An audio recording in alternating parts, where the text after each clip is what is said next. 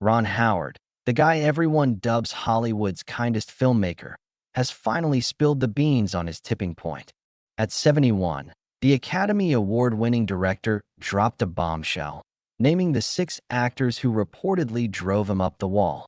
From massive egos to jaw-dropping betrayals, these aren't just creative spats, they're epic Hollywood battle tales. So who got under Ron's skin? Which iconic star nearly pushed him to storm off set? In this video, we dig into the raw truth behind years of hushed tensions, leaked whispers, and rare interviews. Buckle up, because number 2 is going to leave you floored. 6. Tom Sizemore. Ron Howard runs his sets like a well-oiled orchestra, wielding a quiet baton, keeping a steady beat, with every crew member knowing exactly when to chime in. The aim isn't disorder. It's a seamless control that feels effortless, letting actors dive deep into their craft without noticing the gears turning. That's why, when Tom Sizemore rolled onto the set of Ransom in 1996, the vibe reportedly flipped from smooth rhythm to a chaotic whirlwind. Sizemore was a powerhouse, intense, magnetic, and raw. A perfect fit for the gritty roles audiences ate up, but a challenge for a production built on precision.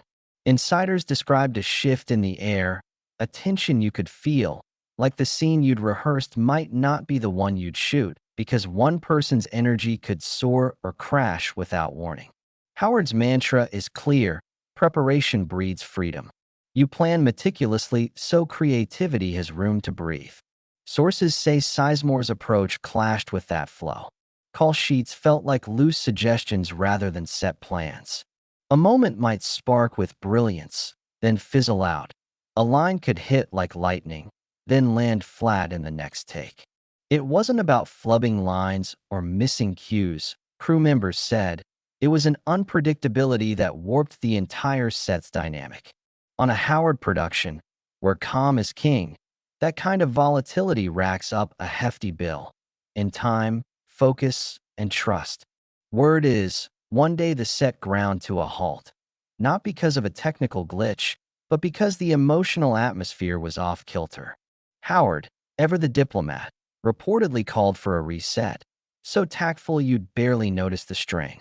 No shouting, no public reprimands, just a quiet reworking of the day's shots, reshuffling coverage, and adjusting the schedule to match the energy on hand rather than the one planned. It was crisis management with a velvet touch.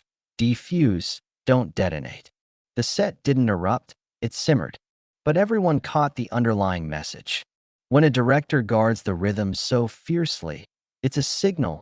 Time is precious, and chaos costs. What makes this story gripping is that the footage worked. Sizemore's on-screen presence in Ransom is taut, threatening, and electric, a testament to Howard's knack for channeling raw talent into polished scenes. Sources say he pulled it off by adapting on the fly, like a seasoned coach navigating a fumbled play. But the strain showed in the production's pulse. Assistant directors, the unsung medics of filmmaking, juggled constant resets. Department heads tightened their coordination. This set family vibe Howard fosters, collaborative, respectful, quietly uplifting, had to toughen up. You could sense the tension in the pauses between takes, in the hurried whispers during breaks. It wasn't about pointing fingers, as those close to Howard would insist. It was about boundaries. Passion fuels a set, but discipline keeps it on track. When it turns into a gamble, trust erodes, between actor and director, director and crew, and even between the film and its timeline. Howard didn't preach, he problem-solved.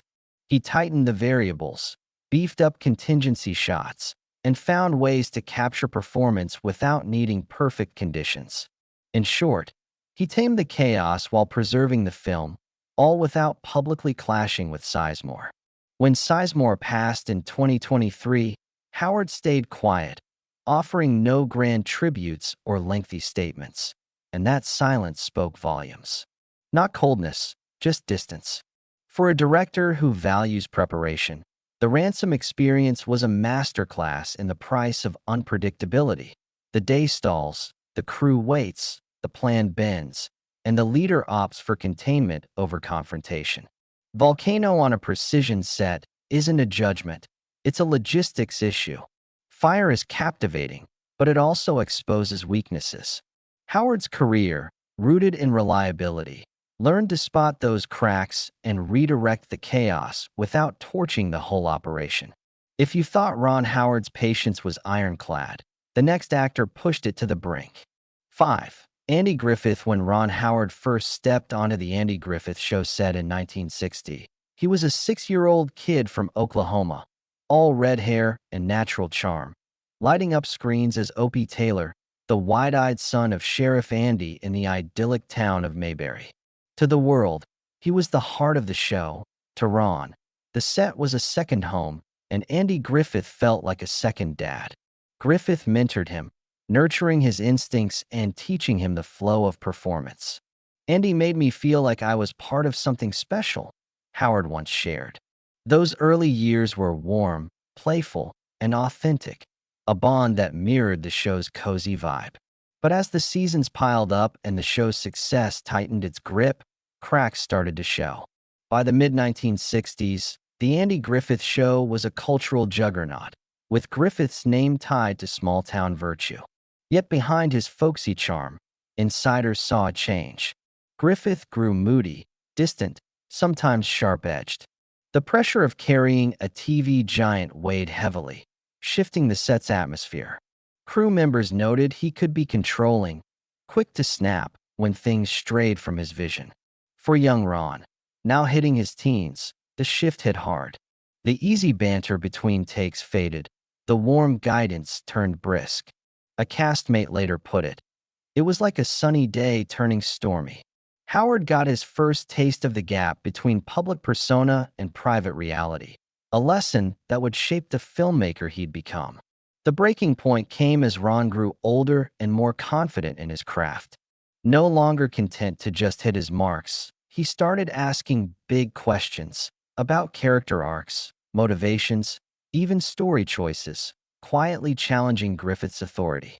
The father-son dynamic that once felt natural now had a bite. Griffith, used to calling the shots, didn't always take kindly to his on-screen son's growing independence. Crew members recalled days when Griffith's irritation spilled into sharp words or long silences. For young Ron, it was disorienting. This was the man who'd taught him the ropes. But that confusion turned into clarity. You learn early how to handle big personalities, Howard later mused. Especially when someone can flip on the charm for a scene, then shut it off completely. When the show ended in 1968, their bond cooled. Not with drama or headlines, just a quiet drift. They never worked together again, rarely spoke, only crossing paths when public events demanded it. As Griffith became a TV legend, Howard transitioned from child star to budding filmmaker, carrying the discipline he'd absorbed from those early days. His tribute after Griffith's 2012 passing was brief but thoughtful. "He shaped me in ways I'm still unpacking." No resentment, just boundaries. As Howard carved out his directorial path, he knew what his leadership wouldn't be. Those Mayberry days taught him to prioritize harmony, building sets where respect and clear communication trumped ego. The contrast between Griffith's public warmth and private volatility showed him how emotional strain could disrupt creativity. As a director, he vowed to foster collaboration and consistency, ensuring the warmth on screen matched the vibe behind it. The quiet storm of Mayberry wasn't just about Griffith's hidden intensity. It was about the cost of leadership under pressure. For Howard, it was a lifelong lesson in managing emotions. How charm can mask insecurity, how respect isn't earned through fear, and how even icons have flaws. America's Nicest Director was forged in the shadow of a man who wasn't always kind, learning that dreams take work to stay peaceful when the cameras stop rolling. 4. Russell Crowe. When Ron Howard teamed up with Russell Crowe for A Beautiful Mind in 2001, it seemed like a match made in Hollywood heaven. Howard was the industry's trusted maestro, blending heart with precision. Crowe was the era's king of intensity, riding high off his Gladiator Oscar and known for diving headfirst into his roles. Together, they were poised to create something extraordinary, and they did, with the film snagging Best Picture and Best Director. But behind the polished masterpiece was a daily clash of creative titans, each approaching art from opposite poles. Howard's filmmaking was about structure, teamwork, and meticulous planning. Crowe's was about raw instinct, chaos, and chasing emotional truth.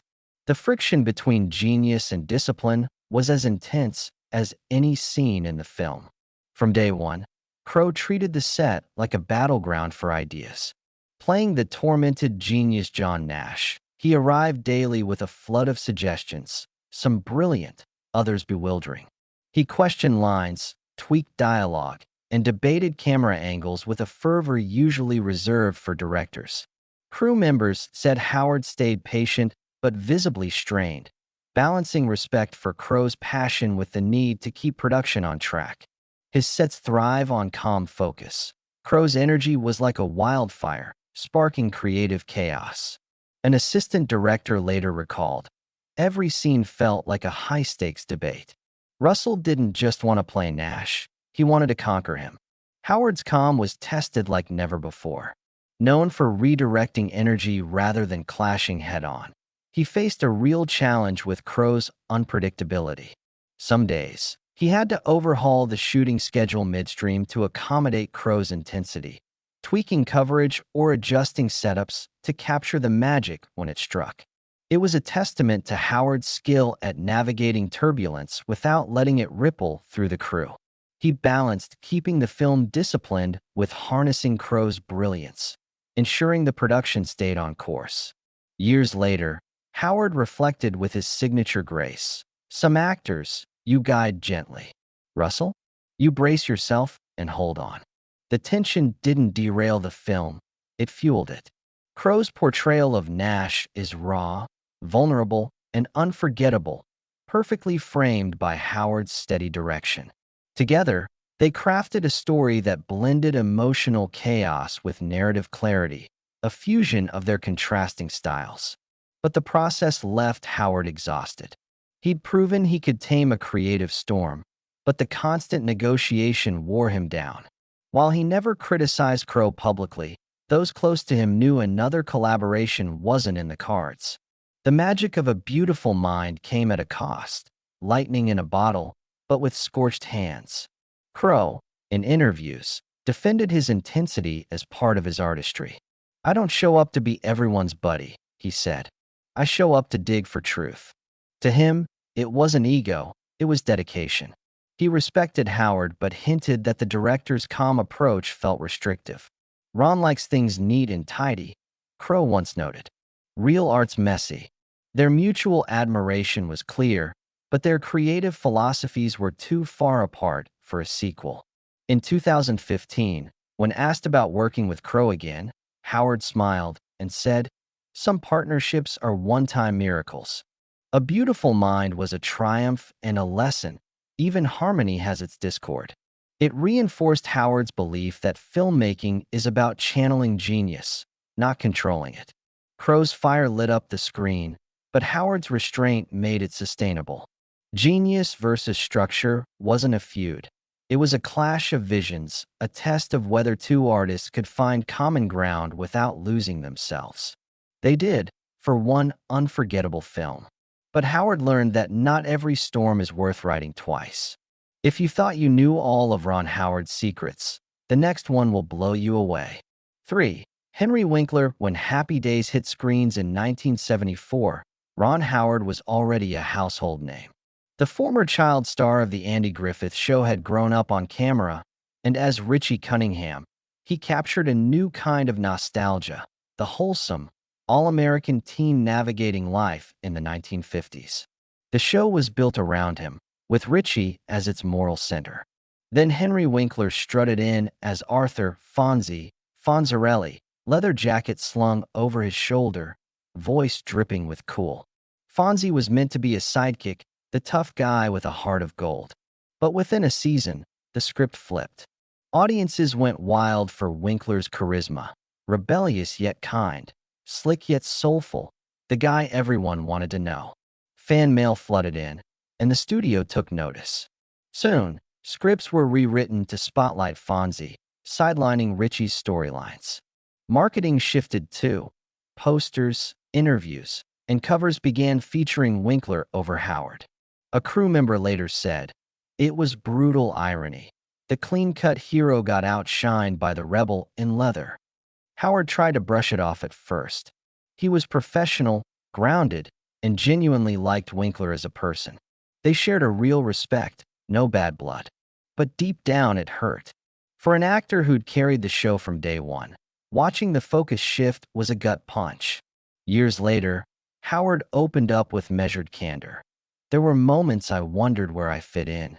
I didn't hold it against Henry, but I definitely felt the story slipping away from me. The worst part? It wasn't anyone's fault. Winkler hadn't schemed for the spotlight. He'd just clicked with audiences in a way no one saw coming." For Howard, it was a crash course in fame's fickle nature. The tension was subtle, never loud or dramatic. No yelling matches, no tabloid feuds, just a quiet shift in the set's dynamic. Castmates noticed Howard stayed professional, but his spark dimmed slightly. He still brought warmth to Richie, but off camera, he started gravitating toward the crew, asking about lenses and lighting. The actor who'd once lived for storytelling was already eyeing the director's chair. In a strange way, Happy Days nudged Howard toward his true calling. Being overshadowed didn't just sting, it gave him clarity. He didn't want to chase fame anymore. He wanted to shape it. Instead of stewing, he studied. He learned how audience connection could reshape a show, how networks pivot for ratings, and how to manage egos without losing sight of the story. Those lessons became the bedrock of his directing career. Later, he reflected, "It showed me that stories change, and so do people. You can fight it or grow from it." He chose growth. Looking back, there's a poetic twist. The show that made him feel pushed aside also gave him the tools to become one of Hollywood's most respected directors. His bond with Winkler endured, proving professional friction doesn't have to break personal ties. Decades later, they'd sing each other's praises, with Winkler calling Howard the kindest soul in the game. What started as a quiet rivalry ended in mutual respect. When the sidekick steals the show isn't just about a lost spotlight. It's about humility, growth, and the grace to step back and still shine. For Howard, losing center stage on Happy Days wasn't the end. It was the start of his real legacy. 2. Mel Gibson. When Ron Howard signed on to direct Ransom in 1996, it felt like a dream team-up. He was Hollywood's steady hand, calm and meticulous, with a reputation for delivering. Mel Gibson was at his peak, fresh off Braveheart's Oscar sweep. Not just an actor, but a creative powerhouse. The pairing promised a blockbuster, and it delivered, with Ransom earning critical and box office success. But behind the scenes, it was less a collaboration and more a clash of wills. To the world, the tension was hidden. On screen, the film was gripping and polished. Off camera, it was a struggle between two leaders, one who ruled through quiet authority, the other through raw intensity. Gibson's presence dominated from day one. Passionate, brilliant, and brimming with ideas, he had strong opinions on everything: camera angles, pacing, dialogue, even the vibe of the performances around him. Howard, who thrives on collaboration, found himself managing an actor who wanted to shape every detail. Mel doesn't just perform, a crew member said. He wants to craft the whole scene, direct it, sometimes rewrite it. For Howard, used to open discussions, this felt less like teamwork and more like a daily debate. Every choice became a negotiation, every shot a test of who held the reins. For a director who valued harmony, the constant pushback was draining. The breaking point came during a pivotal kidnapping scene, the emotional core of the film. Gibson reportedly paused filming multiple times, suggesting new line deliveries and staging tweaks, insisting the scene needed more visceral punch. Howard listened, adjusted, and tried to balance respect for Gibson's vision with his own control. But the more he gave, the more Gibson pushed. Ron's a peacemaker, but even he has a limit, a lighting tech recalled. You could see him choosing his words carefully, keeping things calm while holding the line. Eventually, Howard made a rare firm call, halting production to reset the scene his way. It wasn't anger, it was precision taking charge. For Gibson, this wasn't defiance, it was artistry. He approached acting with the same fire he brought to directing, believing every moment demanded total commitment. In later interviews, he praised Howard's professionalism but admitted their rhythms clashed. Ron's the calm center, Gibson said. I'm the chaos. He wasn't wrong. His electric energy made Ransom pulse, but it turned every day into a tightrope walk between brilliance and exhaustion. For Howard, who built his career on balance, it underscored a key truth. Two drivers can't steer the same car. Despite the friction, Ransom soared, its intensity driven by Gibson's raw performance and Howard's steady hand. The tension didn't break the film, it shaped it. Gibson's desperate father felt authentic and urgent, framed by Howard's clear direction. Together, they created controlled chaos, a perfect blend of their opposing approaches. But when it was over, Howard was spent. He'd proven he could handle a powerhouse without losing the film's soul, but the cost was high. He never spoke ill of Gibson, but insiders knew another round wasn't in the cards. Brace yourself for the top spot, because Ron Howard's #1 pick will leave you stunned. 1. Marlon Brando. When Ron Howard got the chance to direct Marlon Brando in the mid-1990s, it felt like a dream come true. Brando wasn't just an actor. He was a legend, the man who redefined cinema with A Streetcar Named Desire and The Godfather. For any filmmaker, working with him was a bucket list moment. For Howard, it was personal. He'd grown up idolizing Brando's ability to vanish into a role. Now, he'd guide that same genius from behind the lens. But what started as a dream project spiraled into one of the toughest challenges of his career, a stark reminder that sometimes icons are best admired from a distance. The film was a sweeping family drama, centered on an aging patriarch grappling with his past, a role tailor-made for Brando's depth and gravitas. See you in the next video.